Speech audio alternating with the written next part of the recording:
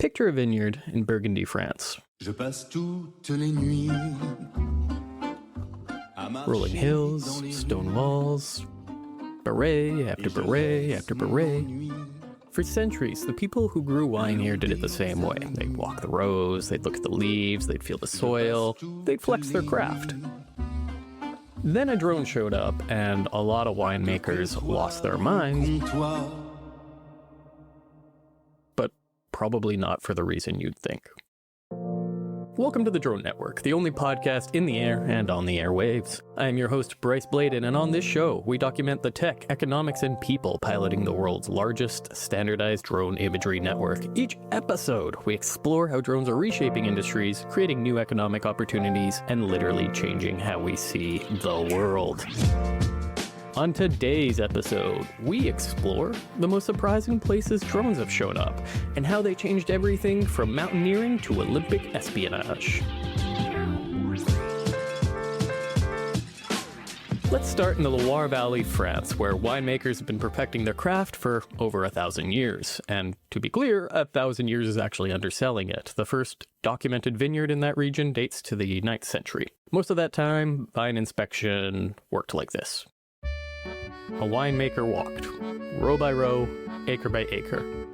They looked for disease, nutrient deficiency, pests, things that could destroy an entire year's harvest if you didn't catch them early enough. Here's the problem. By the time you can see a problem in a vineyard with the naked eye, it's probably too late. Drones changed that, and not probably the way you're thinking. They didn't do this by flying over and taking pretty photos. They did do that, but that's not what they were doing here that really mattered. They fly with something called multi-spectral imaging. These are cameras that see wavelengths of light that human eyes can't detect. And what they are looking for are stress signatures in plants that are apparent weeks before any physical symptoms show up. So we're talking about a drone flagging a diseased vine in, say, early May, when to human eyes, everything looks fine. And as a result, the farmer can treat it before it spreads to the next row. Here's something really interesting that came out of this story for me. The most resistant people to using drones in their millennia-old vineyards wasn't the old-school traditionalists. It was mid-career winemakers who'd probably been at it for a good couple decades. And I think the drone to them wasn't a tool, it was a challenge to everything they'd learned. And I am certain that a region with that much history probably has some very strong feelings regarding technology and how it can supposedly help them with that craft.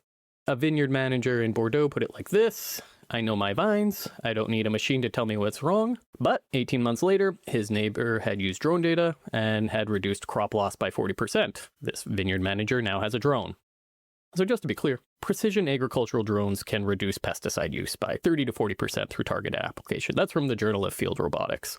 They can map, they can image a 25-acre portion of a vineyard in 7 minutes.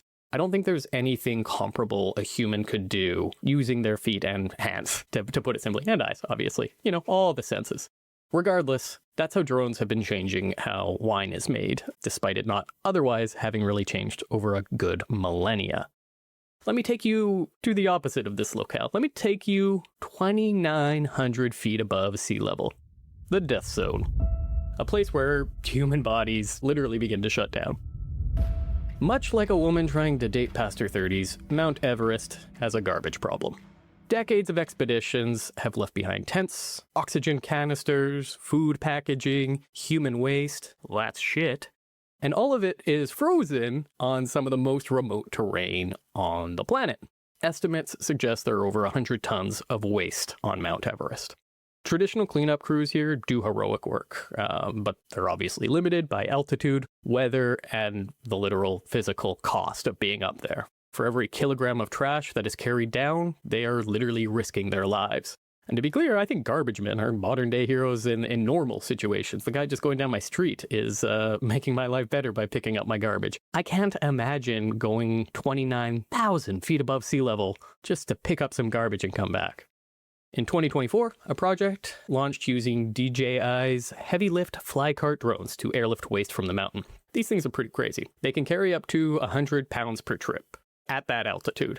It's a very big drone. They're basically a flying cargo vehicle. but they are operating in conditions where helicopters start struggling. That's wild. And what also is wild is they've removed tons of trash from sections of Mount Everest that crews hadn't been able to safely access in years. Now, here's the thing about this that I think really matters, particularly in this age of AI coming to fruition and all the claims about what it can do, and unfortunately, all the claims about how it's going to replace people. In this instance, and in most of these instances, I think, the drone isn't replacing people. At worst, it's augmenting them. At best, well, to put it simply, the climbers who haul that trash down Everest are still doing it. The drone is just handling the stuff that's simply too dangerous or too remote for human hands. It's going where we can't, which is, in my mind, a great use of technology. And if you think about it, that's going to be the defining pattern of drones over the next decade. Not replacing people, going to places people shouldn't have to go. And again, just to put the story in context, between 2019 and 2024, about 50 tons of trash was removed from Everest. And again, just so we're clear, there's a lot more up there that still needs to be pulled down. Let me take this somewhere just a little bit more lighthearted, I suppose. We're going back to France, and we're going to Paris for the Olympics, because this one really upset me. Let's go to the 2024 Summer Games.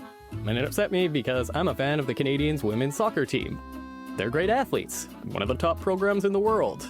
They won the Olympic gold medal at the previous Olympics. And unfortunately, somebody on their staff, and an investigation found this was somebody very high up in the organization, flew a drone over the New Zealand women's soccer team's training session to spy on them. Unfortunately, this was not subtle surveillance. It was a literal drone hovering over a closed training ground, recording the plays.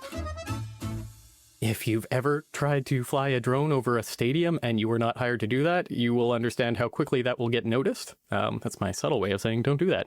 Anyways, they got caught. Canada was docked 6 points, which in Olympic soccer might as well be the death penalty for the group stage. Their head coach resigned, and the whole thing became an international story. Not just about sport ethics, but about how drones had changed what was possible in competitive intelligence. And the thing is, unfortunately, and this breaks my heart to say as a Canadian, this probably wasn't the first time it had been tried. It was just the first time someone got caught.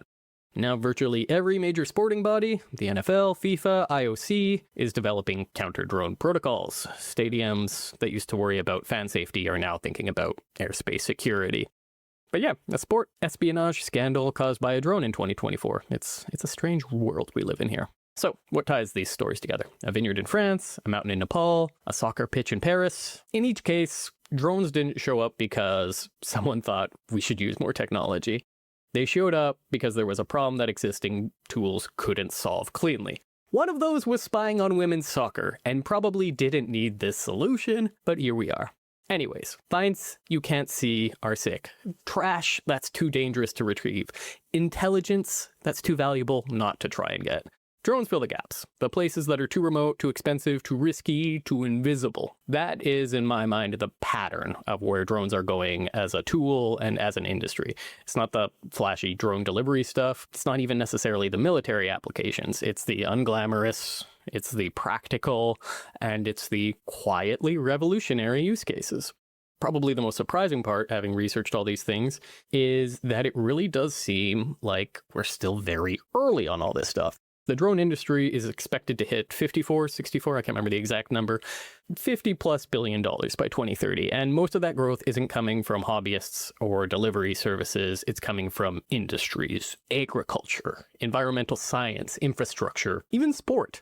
And they're all realizing there are whole categories of problems that have a new solution. And the places you never expect drones, there's probably going to be a lot more of them. I expect I'll do another episode like this in the very near future. If you fly with us on Lair Drones Network and you've captured something unexpected, strange, or honestly just beautiful out there, tell us about it. Drop it in the Discord, tag us on X, or send us a DM. We're looking for our next story, our next guest, and more people to tune in. I've been Bryce Bladon. This is the Drone Network. Thank you so much for listening. We'll see you up there. Thanks for being a part of the Drone Network. Subscribe wherever fine podcasts are served to get a new episode every week. And remember to leave us a 5-star review on your podcast app of choice. It helps a lot. Today's show was sponsored by Spexy Geospatial and Lair Drone. Learn more about standardized drone imagery built for global scale at spexy.com, that's SPEXI.com, and lairdrone.org. Thanks again for listening.